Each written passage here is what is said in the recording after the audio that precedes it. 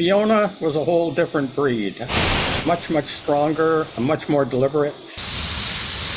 I only slept maybe an hour and a half with one eye open through the night as she basically pounded on us. Belleville native Mike Bryant has lived in the Dominican Republic for about 17 years now. He operates a tour company in Punta Cana, and when Hurricane Fiona made landfall,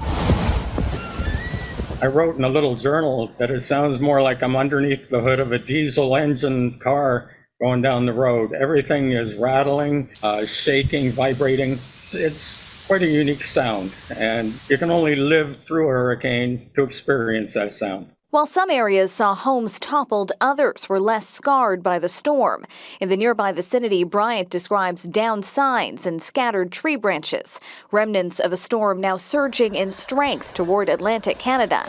I feel like I could moonwalk through a snowstorm, no big deal, but a hurricane is just, it's real. In Cambridge, Ontario's Eric Gagne experienced it firsthand while staying at a resort in Punta Cana. We were just in this room, and it just felt like anything could happen. We didn't hear any trees go down, but we could hear them flapping in the wind.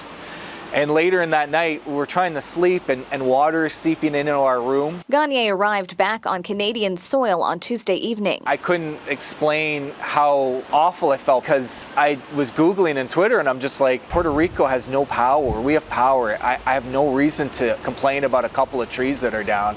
So it was this weird, like, I had never been through this. It was awful, but I'm also really grateful and lucky.